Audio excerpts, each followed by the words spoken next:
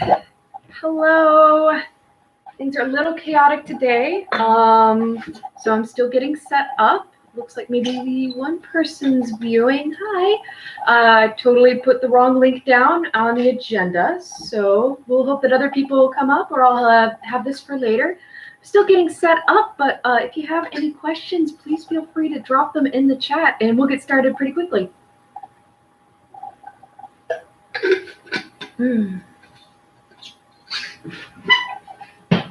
Let's just getting set up.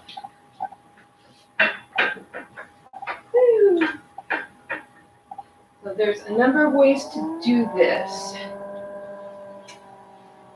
And this is just one of them. And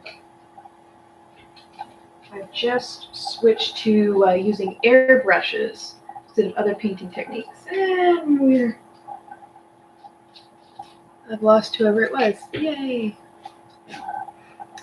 All right.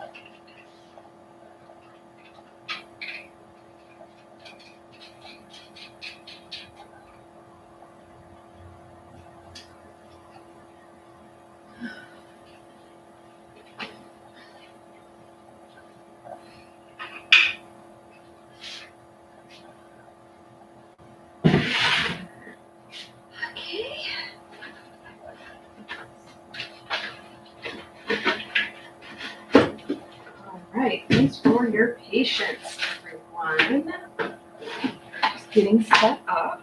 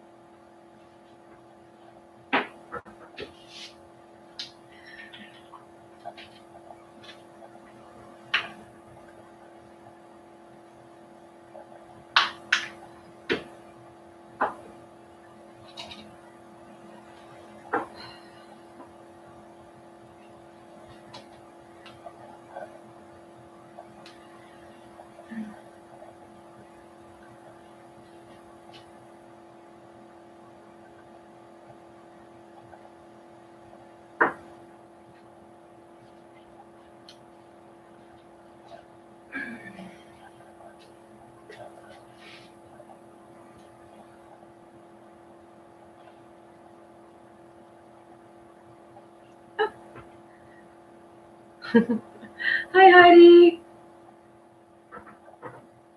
Thanks for your patience. Okay. And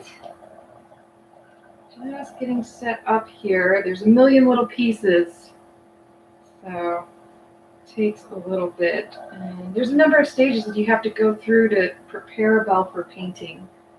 And like I mentioned, this is just one way to do it, and it's a more modern way. I know definitely you've seen some of the beautiful horns that are in museums, and they've got this beautiful ornate Baroque painting on it, and that's not what I do.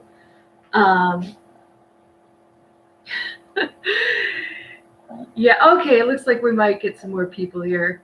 Oh, thanks. I know I'm pretty nervous. I've never done one of these before, so... yeah, we'll see.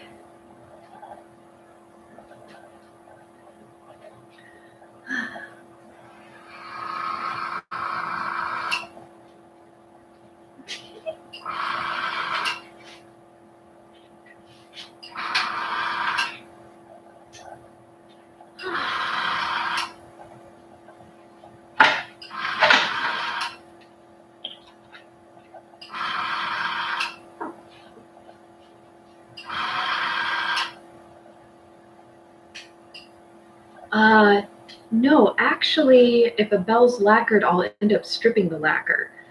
When you paint, you really want it to, you want there to be a little bit of grip for the paint, and usually lacquer is so smooth that the paint isn't going to want to adhere to it. Metal can actually be pretty difficult to paint too. A lot of times people will use like some sort of primer or something like that to it. And with my design, since I really like kind of the contrast between, the metal versus the black that I typically do, I tend to not use a primer. If I change my system or if somebody has a really special request, I probably would. I'll grab one that's finished, and then I'll grab the one that I'm just about to work, and we'll see.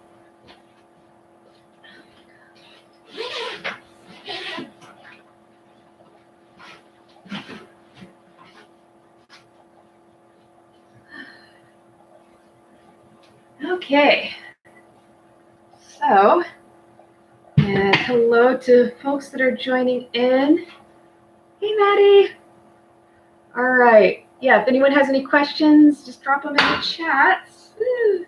We'll go from here.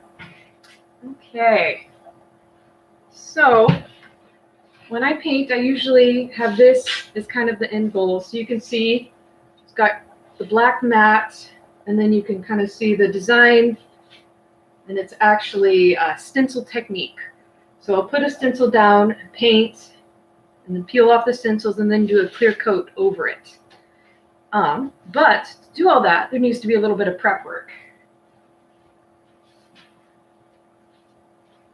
So this is a conversion that's in process, and I don't normally paint them at this stage. Usually it's one of the last steps that I do. But for the purposes of this, I'll just paint a little corner of it just to show you all. And as you can see, I've stripped the lacquer on it, and you can see areas where it's really smooth, where the lacquer was still intact, and other areas where the lacquer chipped off, peeled away, got worn off. And you can really see a difference in the finish. It's really kind of spotty, not ideal. So I will use kind of some mild abrasives. Some people will use a buffing setup. I usually just end up doing it by hand, but it's taking that lacquer off, making sure it's clean, pretty free. You want it to be free of dents. Like I said, I don't normally do them at this stage. Then I'll just add a little bit of texture, and it will give it a satin finish. So not only does this even out all these areas where the old lacquer peeled off, it gives the paint something to stick to. So, like I said, this is just kind of quick and dirty for the sake of this. Get my little surface area prepped here. Hi, everyone.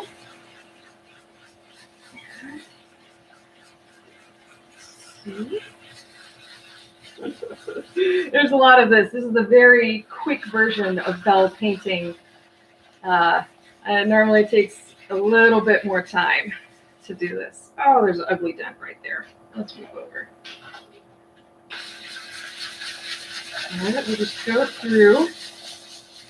And if you're using a buffing setup, you can kind of do different effects with the finish. This, I'm doing a circular motion, so gives it a different look than if you did a really smooth pass with a buffing wheel. You get really consistent lines all the way across. Kind of depends on what you're doing. I find that the circular can really mask some of these areas where it's been pitted. And most of the bells that I do paint are just on these converted natural horns. So they usually need some masking here. All right. Ooh. And what I'm using is it's actually a sanding sponge. So it's really, really, really fine abrasive. And it's embedded in the sponge itself, so it's nice. It allows me to work with these curves, which is very helpful. And then,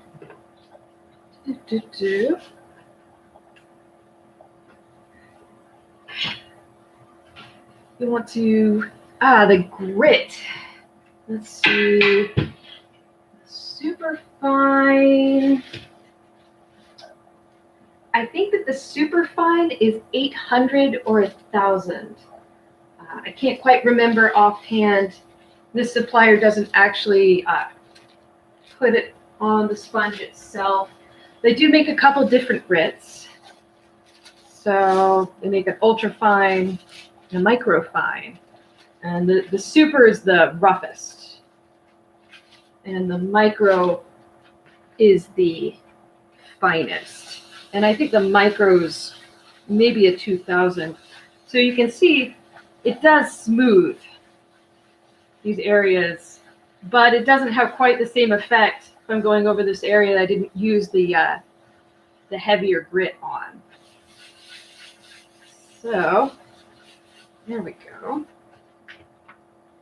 And it's really important to clean the surface. You can use, I'm just using denatured alcohol to go over it. I'll usually end up kind of doing a couple different things to clean it, but the denatured in a pinch will help get any of those little tiny bits of abrasive from the sanding sponge, any other little specks of dirt. If you have any sort of oils or anything like that on the bell, you're going to get all sorts of little spots in your paint where it's not going to stick. And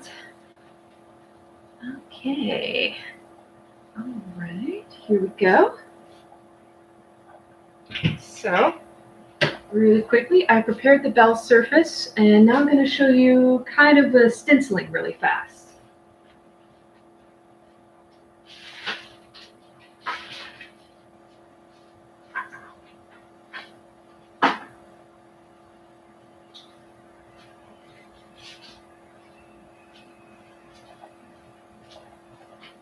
So I made this guy last night.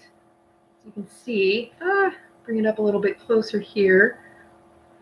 It's out of something that's called frisket film, which is a stenciling material. And basically, when I'm making a stencil, unless I'm freehanding the design, I'll just bring this little light table and printed out the IHS logo last night, put it on, and use that to go through and go over the design. Copy it through, and then I do end up modifying it a lot. As you can see, oh, hey Flo, yeah, it's been a little hectic, but it's so good to see you. Yeah, here we are. So you can kind of see the difference between the two. The original design, the lines here on the horns are very thin. And if I've got the light table on, it's a little bit easier to see. So if I'm trying to put this on a horn bell and paint over it and peel the stencil off, it's probably going to bleed around the edges pretty badly. You're probably not going to get a great result. So often there's a lot of trial and error when I'm trying to do a design. And it's back and forth, but it's what makes it interesting. It makes it fun. And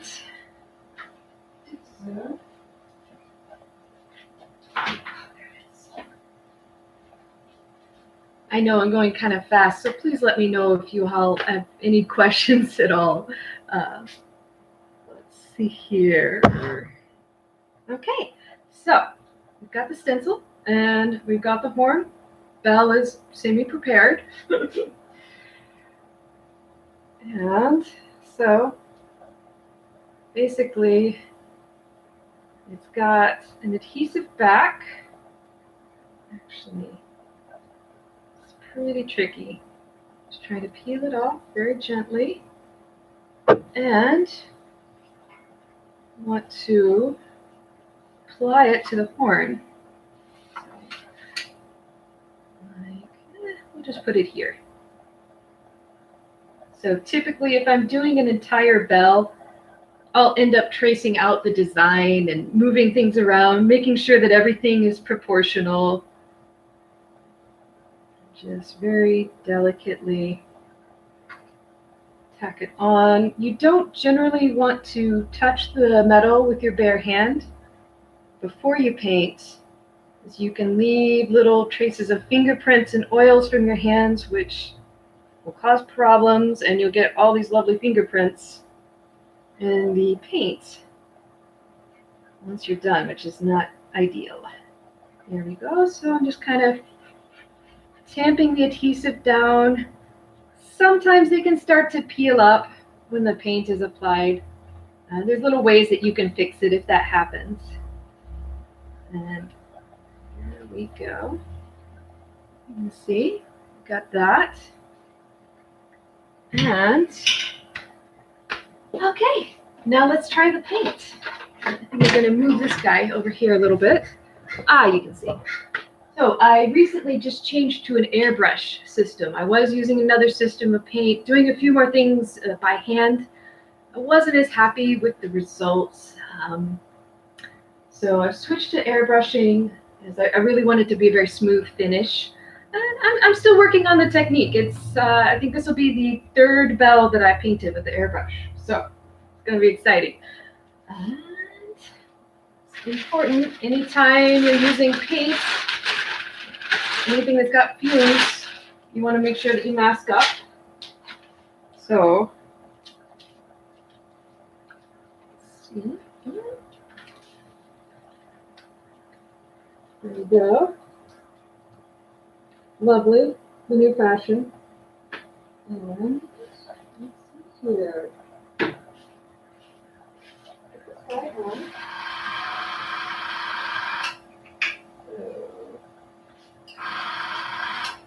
Let's see, can everybody kind of see? Excellent question. So, I've recently been using this. It's just kind of a all-purpose airbrush color paint that you can use on metal. I think I may switch to another kind. I've had okay results with it, but I'm not sure about its longer-term durability. I haven't had a chance to really test it, so we'll see. This may end up changing, but at least for today, it's this. And fortunately, this kind, you don't necessarily need to use that much of a thinner. You can usually use it directly. Other types of paint you do. So, we should see. Oh, and so this is my setup. I've got just a little air compressor here that hooks into the pen. And you always kind of want to test it out. Make sure that there's not water in the line. There we go. Oh, get this closer.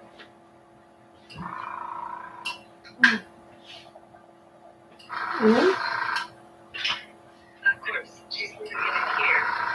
This is Kate. Your live stream video is not working right now. yes. And sorry, keep going. Oh, it's okay. Hi, Tony. It's on me. I screwed up the link. And I just. Do you have another link? I posted it on my both of my shop walls. Your chat right here? Yeah. Okay. It should be in the chat. So yeah. So sorry, you just you're here for the grand finale, Connie. So I love it. all right. So that's just the I got the other thing before, but my brain couldn't stop working, so I said I gotta work, so I got back in here. I got it nice to see you. I did. Yay, I want to do the grand finale. I'm gonna work at the same time as you. Here. Take a sip. Gotcha, girl.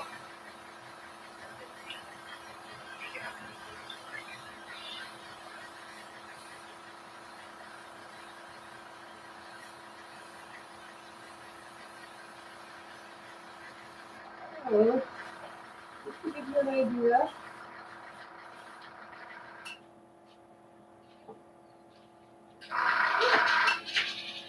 All right. So, like I mentioned, this is a very fast version. Oh. Here. Okay. So there are a couple little drips, but just for demonstration purposes, you can see you want to do several kind of smaller passes. And obviously, if I was doing an entire bell, I'd do the whole rim.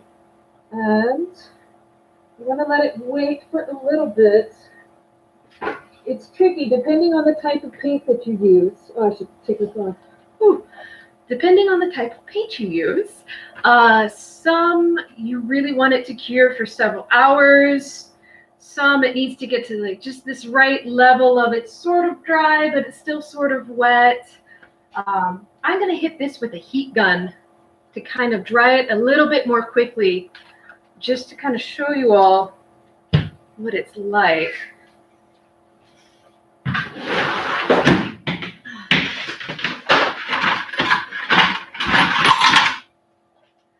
And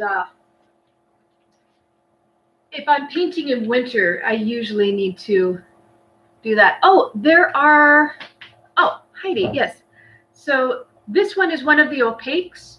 They do have several options for translucent, and I haven't quite delved into those yet. But that's the exciting thing about this airbrush, is that I have so many more options than I used to have for bell painting. So I'm very excited.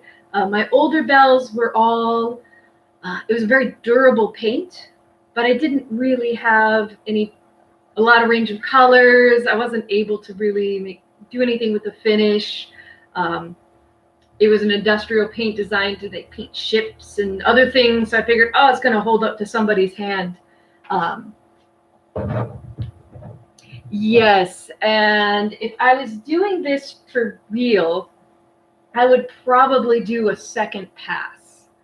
And it's definitely, you're absolutely right. You kind of look at these areas, it's a little bit thinner because I didn't quite hit it as much. Since it aerosols the paint, you have to really get in close. But they do make some that they're designed to be translucent. So, yeah, okay.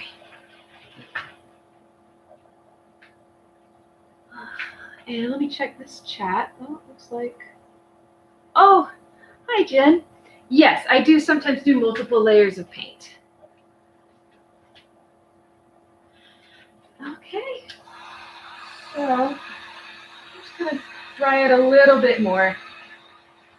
If I'm painting in winter, this is usually what I end up having to do. It's pretty temperature sensitive, and I'm not in a situation where I have a really climate controlled room in which to work. And let's see.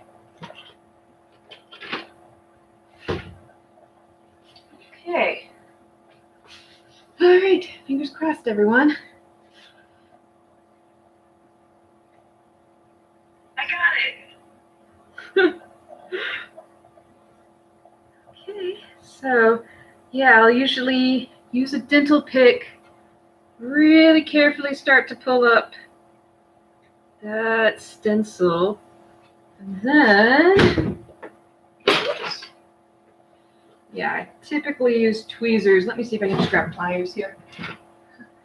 The day really got away from me, so I did a lot of last minute prep work for this. And you want to be really careful not to accidentally touch it and smear it at all. So here we go.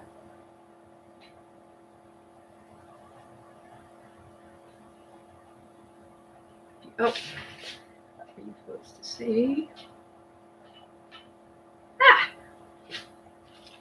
And there you have it. So you can see there's a couple little places where the stencil broke. We can just peel those off real quick. And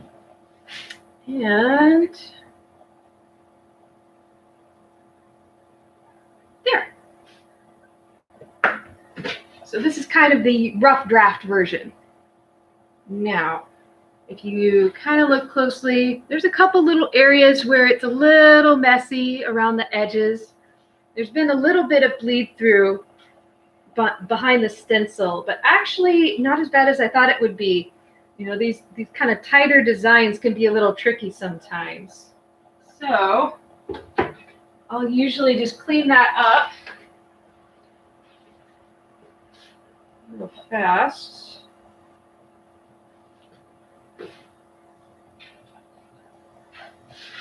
And you can usually just kind of clean up the lines.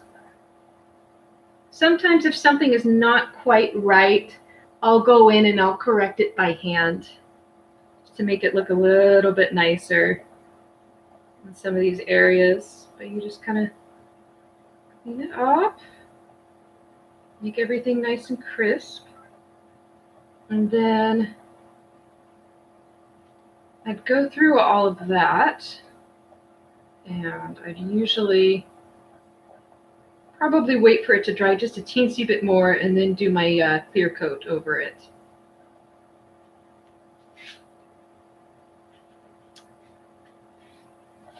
Oh, yes, yes. So the previous paint I was using would not play nicely with the lacquer. I did try that, and I did not have good results. I haven't tried using a lacquer over this. I've been using, basically it's within the same line of paint, but it's the clear coat over it to function like the lacquer. And it's been okay, but yeah, I should definitely try that. And for the most part, it does hold up pretty well. You know, rings can damage it if you're not careful. But generally, rings can also damage lacquer and put dents and bells as well. But yeah, and I also, when I am doing my designs, I do try to kind of leave the area that is more high contact blank. So if you are wearing a ring, you're not going to necessarily put a big gouge into the design. Yeah, I hope I answered your question. Thank you. Let's see. Oh, yeah, and like I said, it's a process. Oh, okay. So how far into the bell? I'll usually do passes up to about here. With the airbrush, you can usually get in pretty far. I don't want to necessarily put a ton of paint onto the bell. You know, I'll try to do as light a coat as I can to make sure that it's an even color. It's not translucent on the edges. And then the same for the clear coat. I like to skew lighter than heavier. I don't want to necessarily add a ton of weight to the bell. Now on these little conversions, it's not as big of an issue. You know, I wouldn't necessarily, I don't know if I would want to do this on a really, really, really nice hand-hammered, super light bell flare to begin with. But I try to just go lighter, so I'm not changing things as much. And I'm taking off material when I'm cleaning up the finish, so it's consistent. But yeah, let's see if we've got any other questions. I think this is kind of the highlights of it. I can show you what I do use for the clear. Like I said, it is a process. Yes. Heidi, I didn't see your question earlier. Yeah, I'm using Denatured to kind of clear around the edges as well. And just these really kind of fine-tipped Q-tips are really good for getting in the corners. But this is just a gloss top coat. And I've experimented with a couple of different ones. Like I said, I'll just try the lacquer to see if it works with this okay. But it's just designed to kind of go on. And when you do initially apply it, it almost has a bluish color. And then it generally dries to the clear. I'd really like to get into trying some of the ones that are more on the automotive side of things, because you can alter the paints and alter the mixtures a little bit easier than you can with this stuff. This is sort of the beginner to airbrushing paints. And once I get a little bit more comfortable with it, I think I want to explore some different options for sure.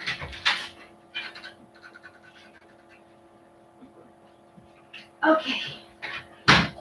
So, and something that's important is to make sure that you really clean out your brush.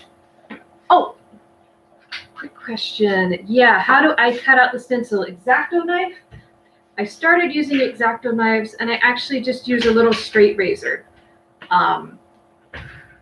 You know, just one of the normal ones. We have them in the shop a lot, so, and actually if you're using the very corner, it can do the curves fairly well. The frisket paper is also really nice. Different stencil material doesn't cut as cleanly as others. The frisket seems to really handle the curves fairly well. So let me get here. My dog just ran in the garage, but then she just ran out. So we almost had a dog visitor here.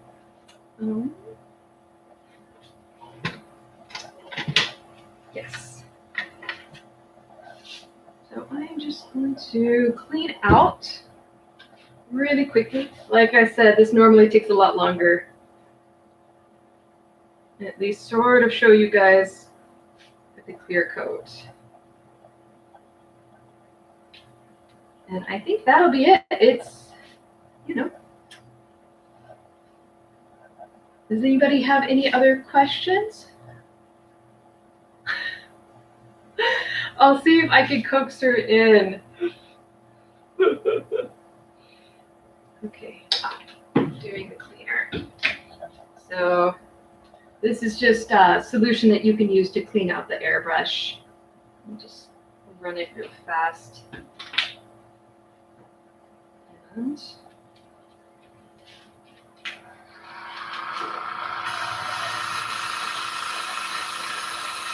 all right.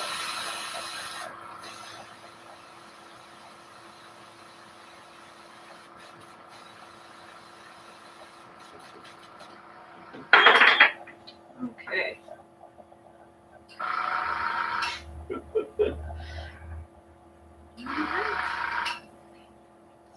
So, I hope everyone's been having a good time at IHS. I'd love it if anybody has any suggestions for any of the on-demand videos or lectures. I've had a lot of fun going through them. And if you have one that you'd like, please drop it in the chat because I would love to check it out. There's just so much. It's kind of hard to keep track of everything.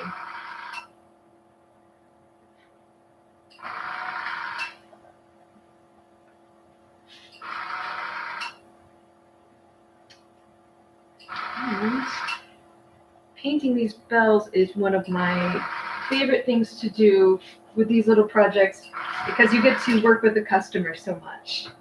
It's just a lot of fun. You know, I have ideas for art that I would want to do, but then when you go, you talk to somebody else, and it's just great. You get to combine ideas, and it's always a much better design than what I could come up with on my own. So that is my favorite part of these. And spray this out. All right. So, and usually with paints like this, you want to shake it up.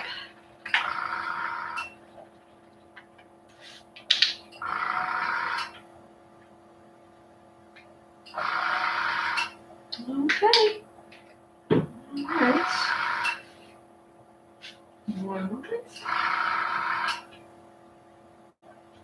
Also, this stuff doesn't have, thanks. Yeah, you know, and like I said, I don't do presentations like this often, so let me know if I missed something, if you have any other questions for me. Grab those.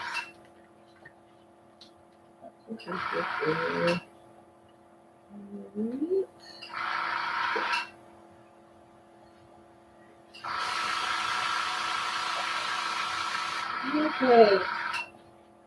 So just do a couple passes. I think that there's still a little bit of the black paint in here. Okay. Let me see.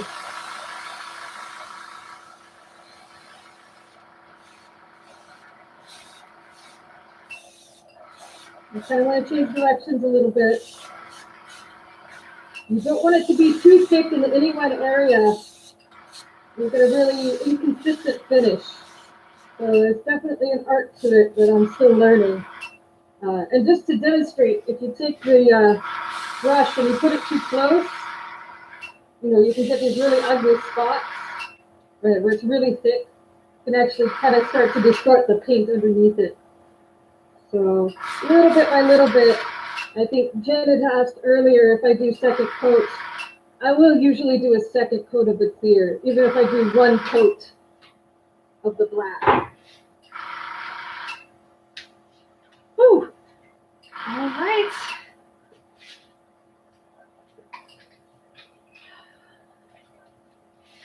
Okay.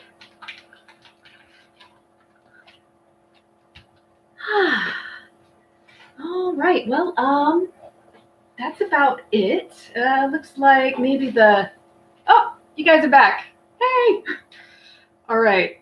So there we go. After the clear coat, try and get it in closer. So there's a little bit of a texture to it. It's still drying. Usually it spins out a little bit. Thank you so much. It's so nice to meet you. Yeah, and like I say, any questions or anything, let me know. We're pretty much done here. But yeah.